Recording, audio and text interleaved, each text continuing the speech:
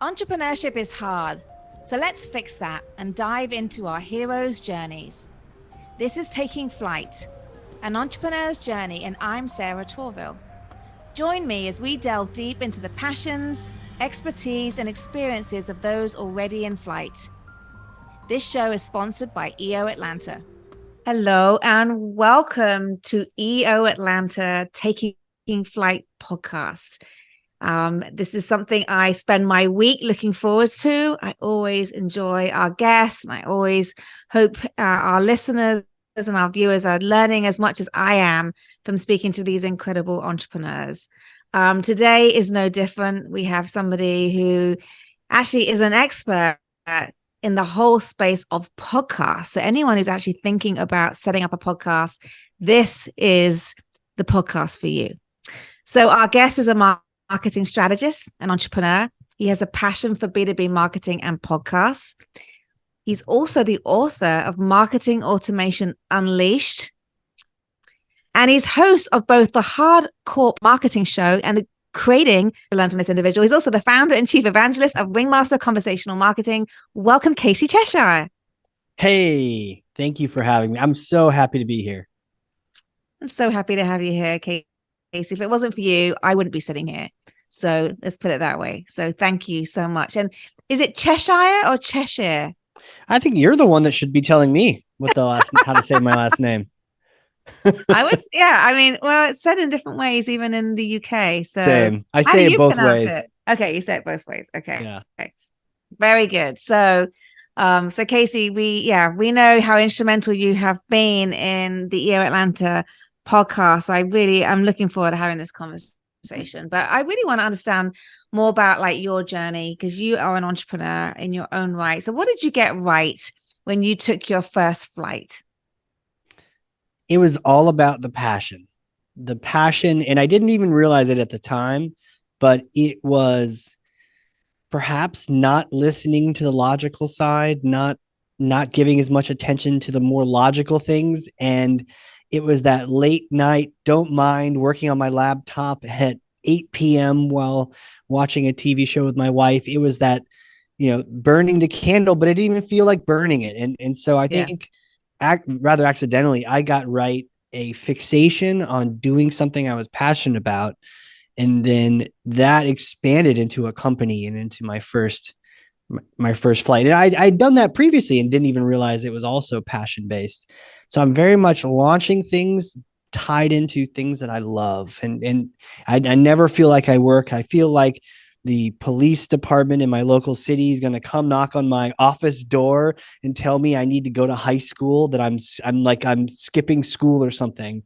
And that it's actually a dream, and I'm going to be, brought back to some cold office somewhere. So I feel very fortunate. And I know that's true about you, because you haven't just said this to me once. I think you've said it to me twice. You said, how is your Monday going? Or you've asked me like how my Friday is going and what do you think of Mondays? And I'm like, like Mondays. Yeah. And you're like, I love Mondays. I do. I mean, you genuinely love Mondays. Yeah. I should write a book about loving Monday. Yes. Yeah. Yeah. We could put a great theme tune together for that one. So, because I'm thinking of, many songs coming to mind right now. I'm not a great vocalist. I'm not going to sing them, but yeah, you love Mondays. And I think, I do agree with you. I feel like there is a level of, I'm not saying running a business is always easy, but you're right. When you are shaping your own journey, and you kind of dictate your day, it doesn't feel like you're going to work, does it? No. And I think we can all relate to the fact that it's hard. And I'm not saying it's not hard. No, and nothing about being passion focused means that it doesn't get hard. Man, It can be such a grind sometimes. Yeah. But I think having it be tied to a passion where the majority of it, even if you're trying to work on your numbers and improve things, you still light up when people ask you about that topic. And that was always the signal for me, is when, if you ask me a question about this or that, and I might, okay, yeah, I'll tell you about that. But early on, if you ask me about Pardot, or marketing automation, I would just launch into this diatribe all about capture, nurture, automate. And I would just talk through it and talk your ear off. And my poor family members had heard me talk about it all the time. Like, that's the signal, is that you won't shut up about a topic, you know? And so that was my signal that, hey, I'll just talk about this till I'm blue in the face. And so, yeah, when it does get hard, it's still something that you enjoy. And that really just gives me a little bit of extra edge to push through those grueling moments. Yeah, no, I definitely agree with you. Has there been a particular person who's been on the journey with you, Casey? A co-pilot? Yeah, you know, it's really interesting. In all of my companies, I've never had like actual partners, but I've had members on the team that feel like partners, you know, and I think one of the things we do when we're doing the hiring is we let people know, here's our vision, right? Like a Cameron Herald vivid vision. Like, here's where we want to go. Does this sound illogical to you? Then maybe it's not the right place. But if this sounds like something you'd like to do, maybe you're crazy like us. Yeah. Early on, I would hire people to just tweet it about how much they loved Pardot, right? And we would hire the people that had bejeweled notebooks that had Pardot with fancy letters on it, right? Because it didn't matter about much else other than the fact that you were passionate too. So I tend to hire people who are also a little bit on the crazy spectrum, who want to go after a mission just as much as I do. So it feels like a partnership, I think, a lot of the time. That's really great to hear. Yeah. And how lucky those people are to be, they're part of building something with you. They're building you hear that, guys? You hear how lucky you are?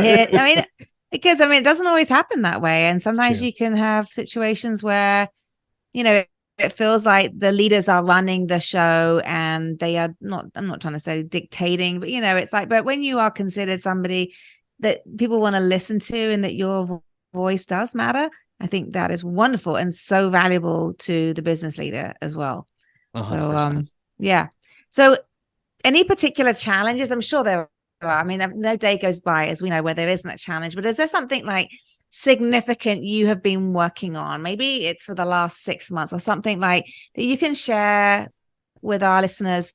I'd love to kind of just dig into it and see what was that challenge? How did you solve it? What did it look like?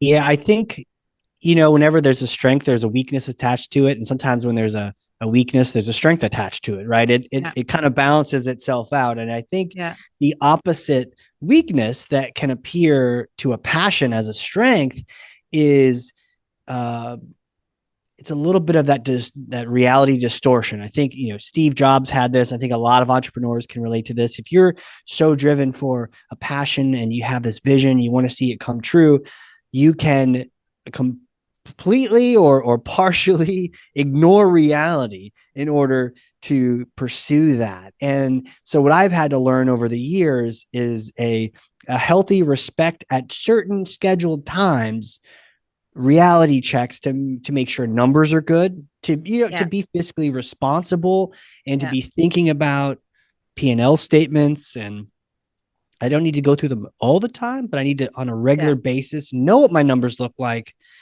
And also think about planning. I think sometimes my natural state is that let's do this. Let's try this. Let's try this out. So I really try to balance this out with people on my team who are like, hold on a second.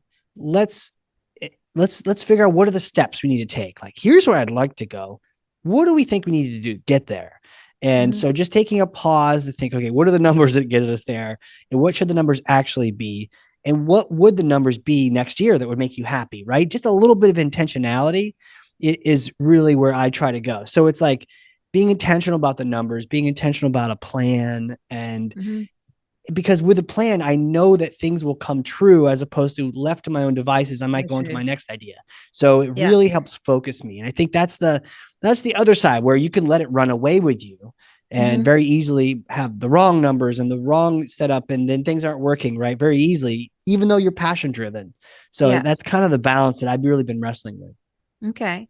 So that's interesting. So is there, I mean, I know, and again, I've had to learn this from running Frenzy, that getting into a cadence of, numbers obviously tell a story. So what is your cadence of looking at those numbers so that you can see what stories are, have what's happened in your business, what's happened with your clients based on these numbers. So is there a cadence you have, Casey? Like, is it like a Monday afternoon, all the numbers come in and you look at them? I don't know. How do you do that? Yeah, it is on Mondays. And that ties into, we do EOS. We're doing weekly L10 meetings. We call them show circles because we named it after, what we do at this company. But we do have that weekly cadence, and Monday is our not a manic Monday, it's a logic Monday. We're looking at scorecards, we're looking at numbers, and I'm already in that zone. So we're talking through project checklists, and really that's the time where, it's not good to do that on Friday because then you're just going to think about it all weekend. Yeah.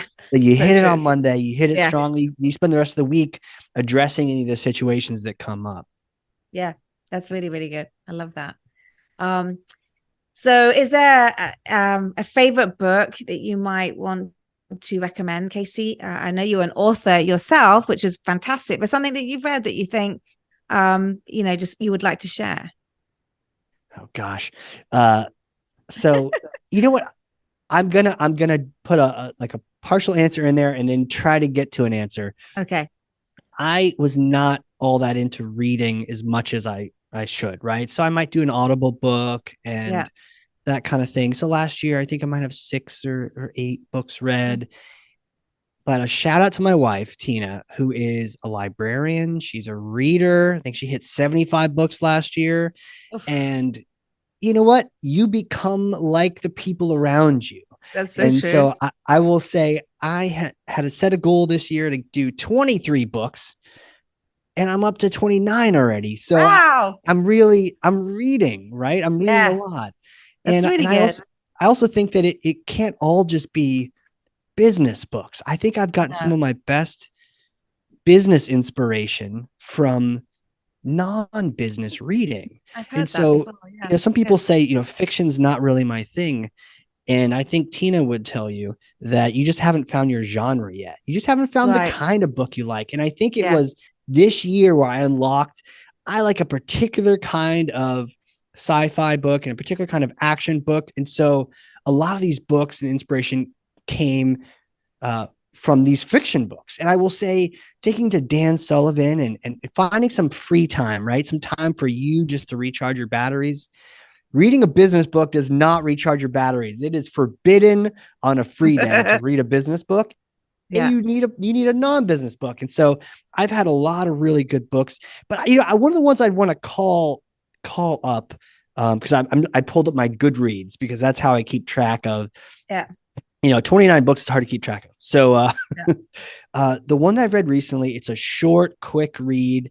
It's got cartoons and illustration. Simon Sinek, right? We know he's got his wordy books where he crushes on Apple the whole time, but this book is called Together is Better.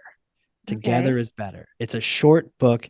Almost every page is a thought you could meditate on around your team. And the thing builds, and it talks about 3 or 4 different individuals that kind of see the problem. They leave the playground. So a bit of an analogy, a bit of a fable, but man, hardcore lessons. And at the end, he talks through different lessons that he got from each page and things that he's still working on. And I love that. I read that in a sitting. In a sitting with a cigar, I might add. And I was listening to music and I was like, yeah, this is the kind of thing I want to do. Together is better. Let's do this. And it really gets to aspects of the fact that a leader is not the one it's not about the accomplishing the goal. It's about the one who can inspire the people on the team to be their best self. So anyways, a lot of really good stuff. And it felt practical at the time when I was reading. It didn't feel really like in the sky. Oh, there's this guy, a TED Talk guy giving another TED. No, this felt very practical. So I think that would be the one I'd recommend. And you said that's Simon Sinek? Yes. Okay. Yes. Okay. Together is Better. Check it out. I'm going to check it out straight after this podcast recording today because that sounds great. I love that. Yeah, quick read. 29 books. Yeah, you've definitely beaten me. Although I think I've had my best year for books as well, but I'm not on your level. Not on your level. We got to keep hanging out, and then eventually you will be challenged. Be like, I can't read 12 books this year. Casey's already at 29, and there's still several months to go. exactly. I just so yeah, okay, thank you for sharing that. So what excites you, Casey, about the future? Like, where are you heading? You know, what excites me about the future is the passion that I'm on, the passion journey that I'm on Yeah. now. And it's about podcasting. It's about a change in marketing. So I spent a decade plus doing a marketing automation company, helping people send better spam, better emails, nurture, quote unquote, nurture people, Yeah. capture them on landing pages, work with Salesforce. And it was great. Great people on the team. I had a lot of fun. But in the back of your mind as a marketer, you're like, what are we doing? Are Yeah. we impacting things? What? And then the other thing is I didn't really know who my client was. I didn't really know. You don't really know. You get so far behind the technology, right? So Mm-hmm. marketers, we're not salespeople for a reason. And so I'm a marketer, and so you find yourself hiding a little bit behind the tech. Right. And so did we hide, and did we enable thousands of marketers and organizations to hide behind their marketing? We did. And one of the things that happened when I was running my last company is that when you not only when you hide behind the technology, or not hide, but even inadvertently, you're just sort of obfuscated behind the technology and you see your Yeah. customers as ones and zeros, that you can start losing focus about who you're serving. And then this also happened, and it's great that we're chatting here on an Mm-hmm. entrepreneurial podcast, because as you build a self-managing company, people start managing things around you. And then your input from different customers can really dry up.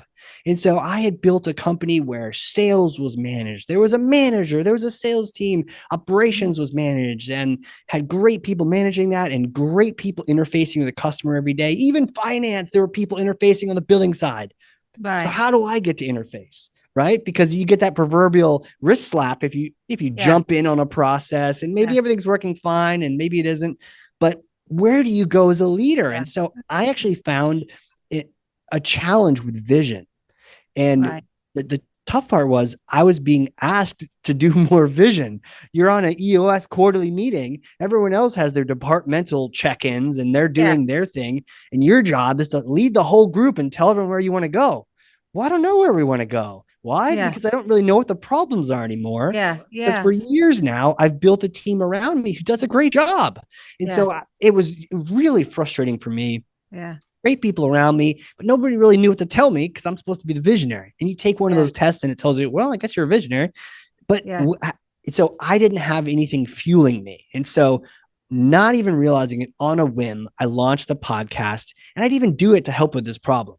Right. Right. That was the actual problem. But I thought I wanted thought leadership and content for my marketing team. And I did. And so I just launched a podcast. But what ended up happening was I started interviewing people in the industry, and often who were ideal customers and also Mhm. were the decision makers for those customers. And I started chatting with them. And a lot of them were not even prospects. They're just people in the industry.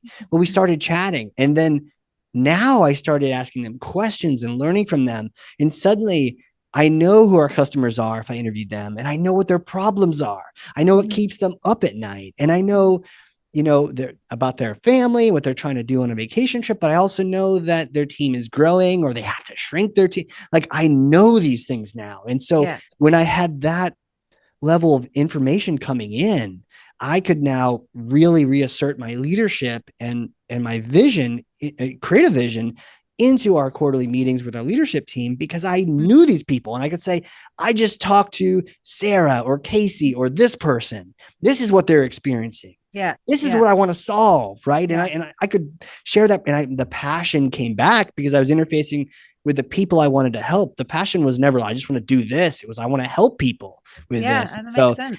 so that made me, it brought me back to life with that company. And I appreciated the hell out of it. But then it also did weird things too, where I remember I had a call with someone who was an awesome CMO of this large company. She was absolute badass. We had a great conversation. And then after the call, she mentioned, oh, by the way, we're migrating onto Pardot. And that was the tool that my last company specialized in. It was Right. like, Yeah. holy crap, this is what we do. Yeah. And this was an accident. And so we got our teams together and it turned into a large deal because we're doing deals with friends now because we Yeah. created a relationship on the pod. And so what I didn't even realize what happened is this whole old school mentality of marketing where we're emailing numbers and we're following up with people till they turn blue in the face or unsubscribe. Yeah. Instead, I was just having a really good one-on-one conversation with someone, building a relationship, infusing knowledge in my head in terms of how to serve these people, and then potentially turn them into customers and partners and all. And I was like, man, this is the way I want to do marketing from now on. Right. I don't want to do this other stuff. Yes, Right. we'll have a newsletter. Yes, we'll do we'll do the good side of that, but I never want to be in a position where our marketing is dependent on blasting people through whatever channel we can on a one-to-many basis where you are behind the scenes, right? So I flipped my script and now I'm just going crazy on the podcasting side because it works and it just feels good doing it too. Yeah, definitely. So do you, the businesses, do you still do the marketing automation? Is that business still going? And then, Nope. so no, you are focused on podcasting. I am focused. Yeah.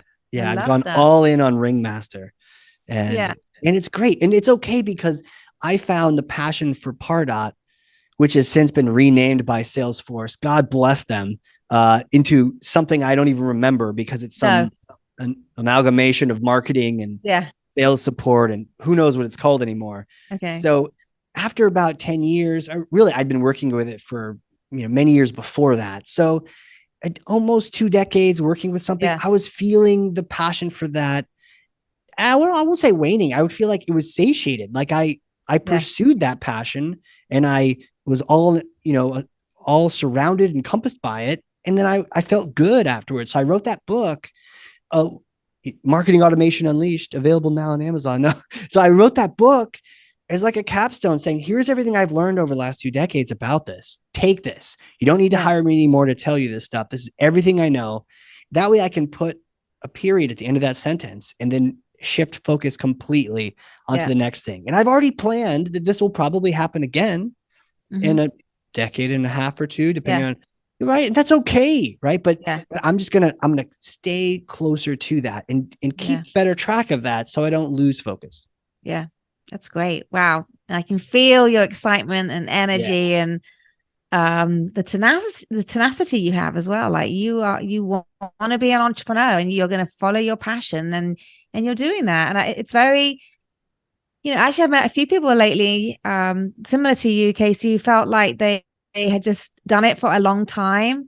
And they switched, still was an entrepreneur, but just put their passion into something which was now more meaningful and relevant at the time of their life. And sometimes massive switches from e-commerce type campaigns and initiatives to running a shop and selling something really kind of quite, just very different customer base, everything different. But again, that passion and vision for what you want to do and just executing on it. So I admire you for doing that. And I think it's wonderful. So I want to learn a little bit, Casey, about who are you? Like pre-flight, before you took that journey and you took off as an entrepreneur, all those, I don't know how long ago now, because I know you were doing the last business for a good 10 years. So tell me a little bit about, what that looked like, your younger life looked like to allow you to be an entrepreneur. I was just a shy, quirky kid playing soccer in the schoolyard at elementary school. And we did a school play, right? And this was like an all class play. So the entire 5th grade was going to be a part of it. And we had auditions and we read a little bit of it. And there was the cool guy character, right? And I thought, yeah, that'd be cool. I'm going to audition for the cool guy.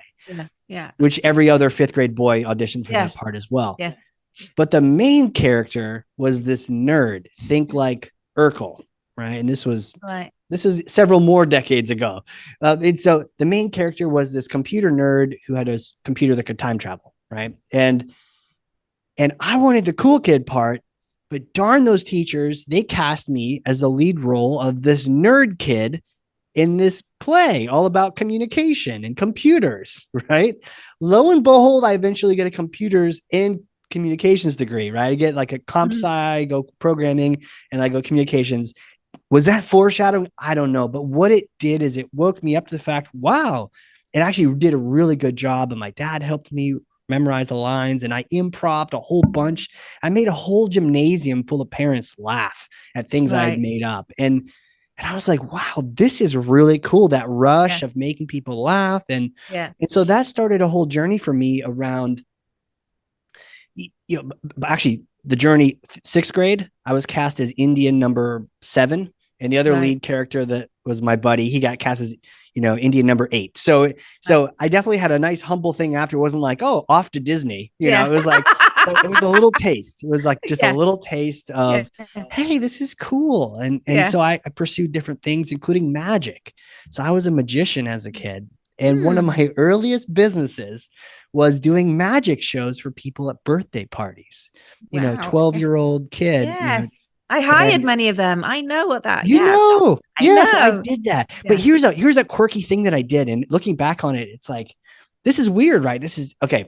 I had a red binder, and I had this piece of paper on it that it was printed out already. I printed out several of them. It said the date, the location, what party it was for, what was the event. I basically had an after action report for every show I did, where I would talk through, who was the client, how much did I get paid? And I had a little paid stamp that would stamp the paper. This is like a 12 years old. Yeah. And then if I used any consumable materials, like if I pulled ribbons out of my mouth, you can only use that once. Yeah. Right. And I would write that up after every show. And I was like, what is that? Why? Nobody told me to do that. I just did that. So this would begin a process of me, doing these shows for people. I remember the neighborhood kids came to our door one time and like, hey, do a magic show for us. And I was like, go home and get $1 and come back and I'll do a show. And they did. And they did. And so it was a lot of fun. I learned I enjoyed entertaining people. I learned, hey, you could make some money. Of course, those tricks all cost way more than I ever made, I'm sure. But it was a start in this whole process, and eventually doing communications and programming and what would turn into marketing and digital marketing and marketing automation. Yeah. Interesting. So the programming kind of, does align a little bit with, the software and Pardot and being able, because sometimes I feel like for me, you talk about when we use HubSpot and things like that, and I have used Pardot, but it's a different type of marketing, because technology is part of it and automation is part of it. And it's the things I didn't learn at school. I learned about the 4 Ps, and I learned about, the service side of marketing, the strategy and the planning. And now there's this whole tech stack, which actually, I've become pretty good at. But I think, that was interesting how you actually did go down more of the programming side of it, which makes sense when you went into doing things with Pardot. So yeah, it's funny, how what we do does really shape our path.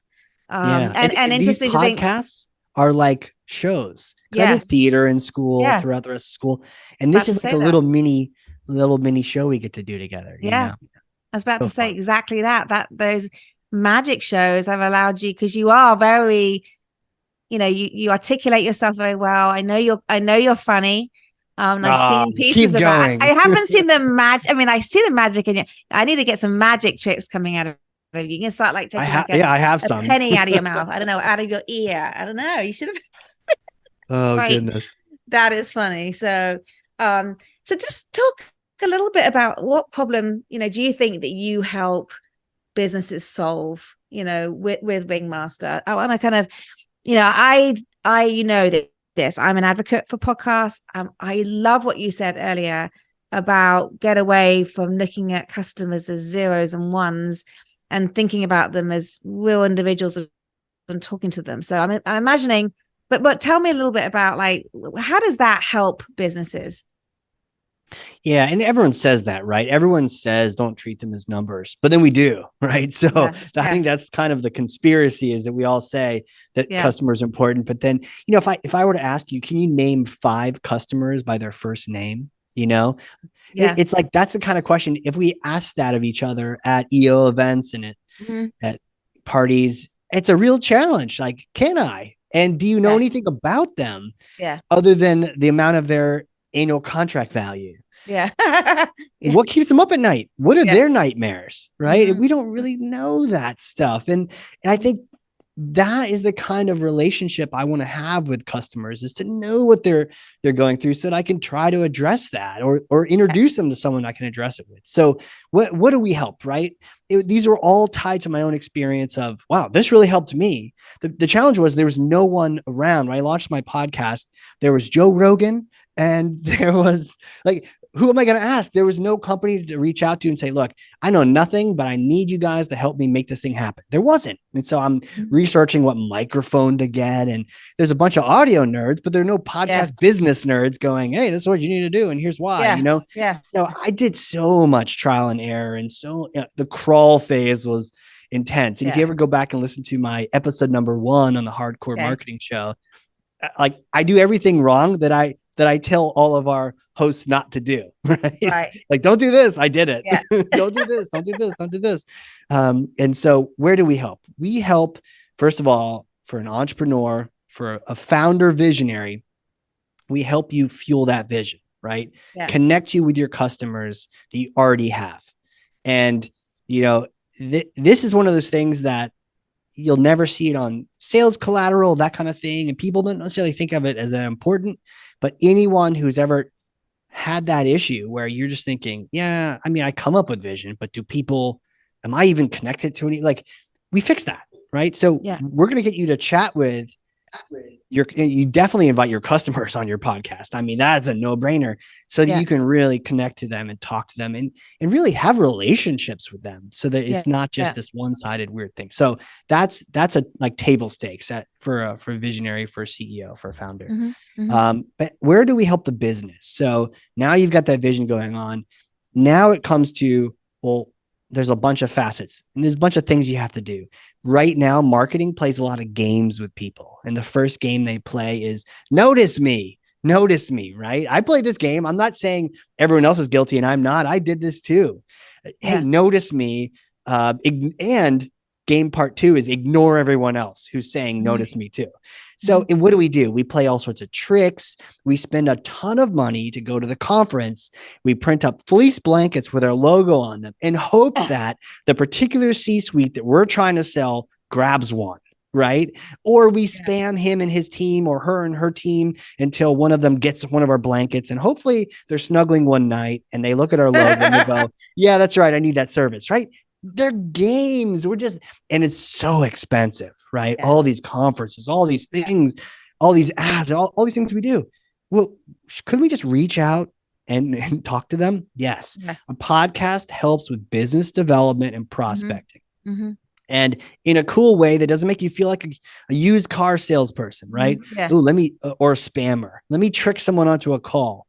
Or if you've ever used appointment setters and they show up for the call, I've been on those calls. I don't pay attention. I check my email. It's like a break in my day to be able to catch up and maybe listen a little bit. Or maybe I'll try to hire that sales rep if they're good. But I'm not there to, and so a podcast is different, right? Because you start off a relationship with a gift. Instead of saying, let me take your time to see if maybe I can take more from you as a customer, you say, look, you're over here. I respect what you're doing.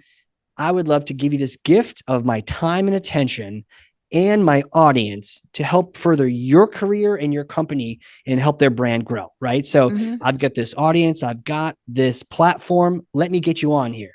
That's a gift. To start a relationship off with a gift is awesome, right? That's the way to do it. Here's a give. And it's give, as opposed to take. Click my email, get on a call with me. That's the other game we play. Get on a call with me. I don't want to get on a call with you, right? So take. Yeah. So a podcast, people say no to a sales call, but they'll say yes to a podcast invite. So oftentimes what we do is we talk to our clients and we say, who are your dream clients? Who are the people that you would love to work with? Yeah. And dream big, like dream home run, grand slam. And, these people, they won't take our call. They don't know who we are. Well, within weeks, we can get them to sit down with you on a podcast that we help you create, and you can chat with them. Now, the hard part then is, what are you going to say? And we help you figure out how to have a show and everything. But they'll know games, right? They will know who you are and what you do by the end of that show, and they'll be thankful for the opportunity. Really cool. So there's a business development aspect of podcasts. It's not trickery because you're not getting on a call and spamming them. You're still doing a good show that makes them feel good. But man, does that skip all those steps and create connections, right? That's our why as a company, create human connection. So that's all we're trying to do. So that's the aspect of podcasting that I love. But then the other aspect is that brand exposure, where if you're a little guy and you're trying to compete with a giant company, one of the best ways you can do that is have a podcast. Why?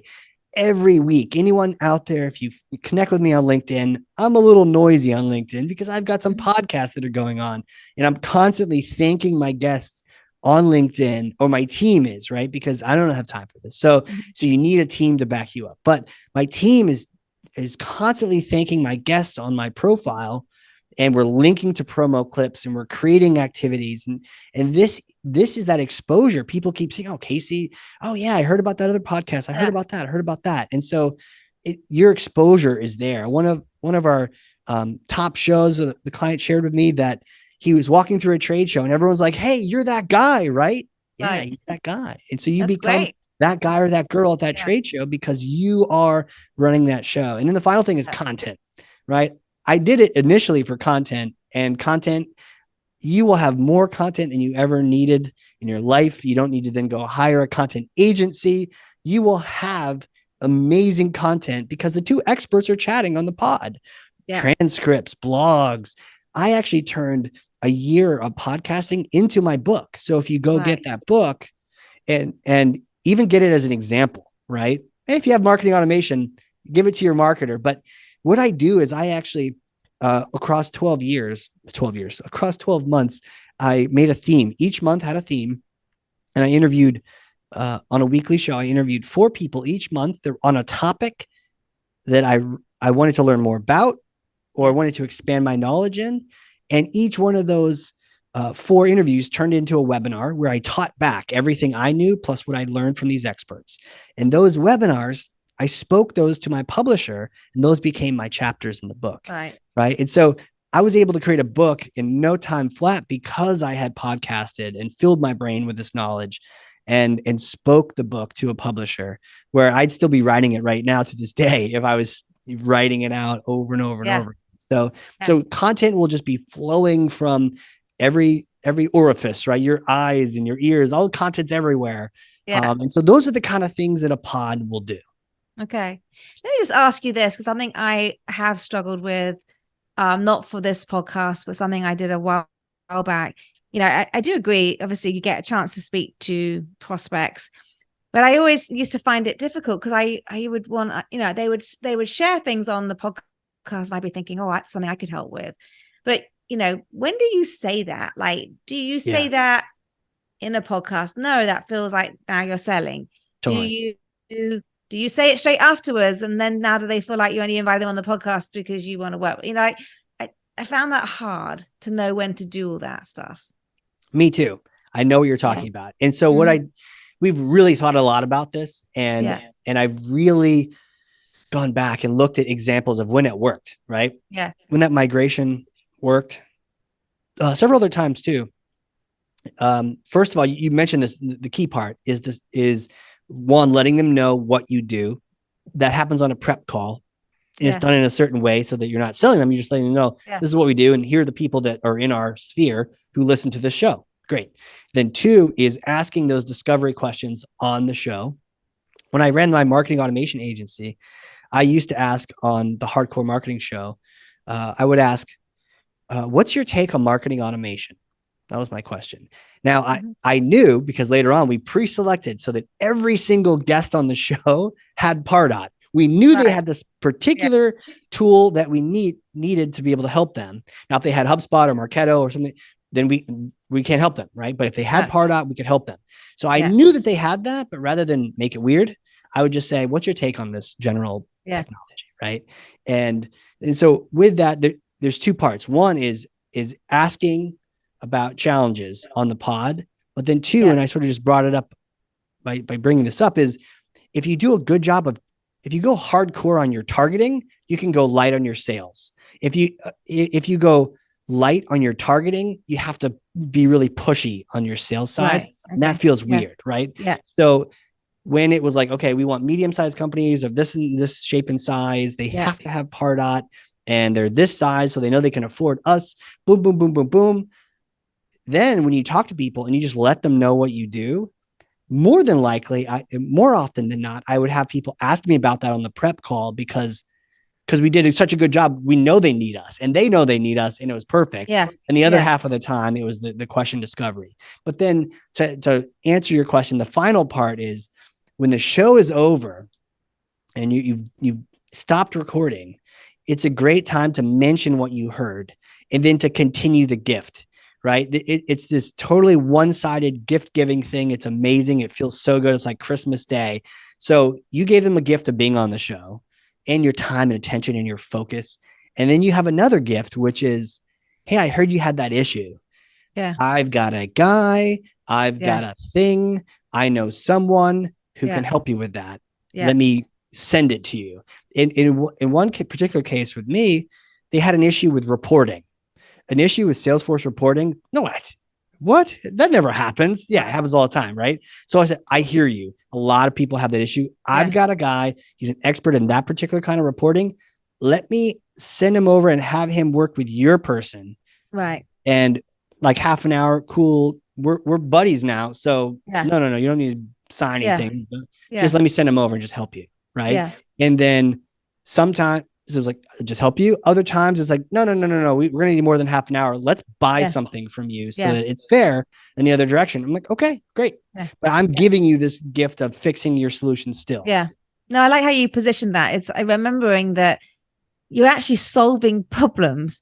It's like, I think we can get caught up and think, I'm trying to sell them something to benefit me. Actually, it benefits them a lot when you give them something that really solves a problem. And I think sometimes it's quite easy to forget that.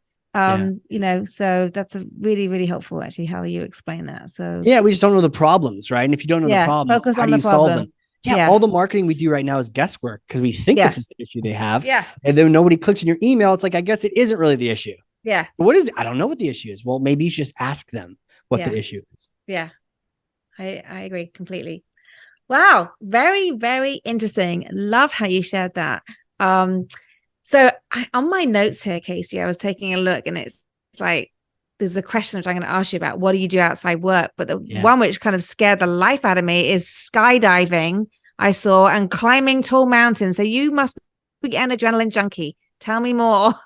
A little bit. And I will say this is a perfect podcast for this. My favorite drop zone is not up here in New Hampshire. It's actually just outside of Atlanta.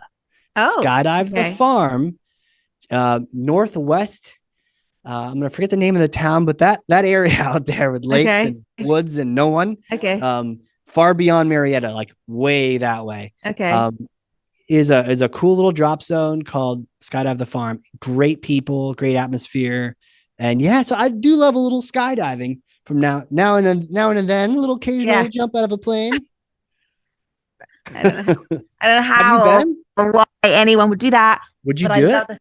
No. Wouldn't do it. Nope. Would you do it if somebody donated money to charity? And how much do they have to donate for you to do it?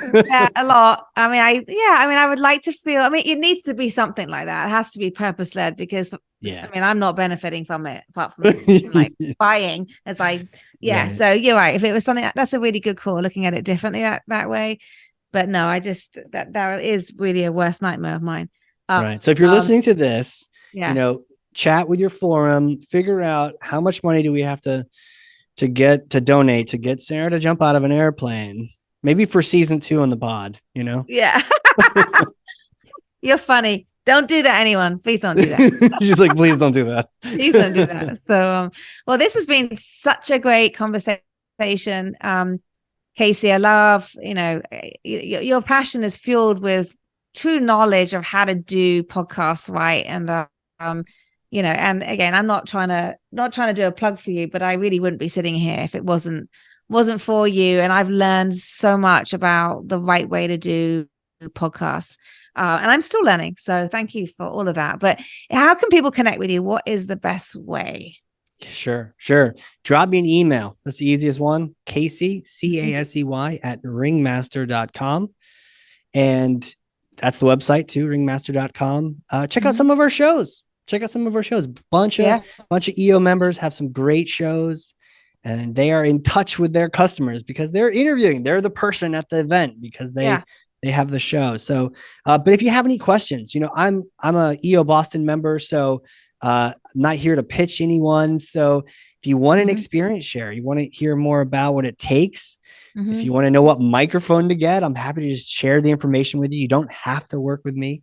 But if you do want some guidance and just want to let someone take care of it for you, that's what we're here for. We're here so that you can just run your company, do your unique ability, and we set up the show for you. So ringmaster.com is a place to go. My podcast to check out. There's a couple, but the two are Hardcore Marketing. It's a hardcore marketing podcast. That's the one I've been doing for a long time. It's a good example of the style of show we do. And then the other pod, which may interest people, is Creating the Greatest Show, which is a podcast about podcasts. Yeah. Thank you, Casey, so much for joining us. Thank you. It's been awesome. Good. Thank you to our listeners, our viewers. I have no doubt that you would have learned something today. I know I did. I jotted a few things down, particularly that book I'm going to go check out as well. We appreciate you subscribing and being our loyal followers and listeners, and have a great day, everybody. Thank you again, Casey.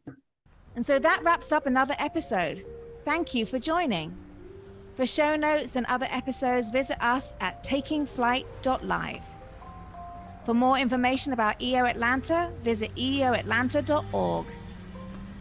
Special thanks to the following sponsors: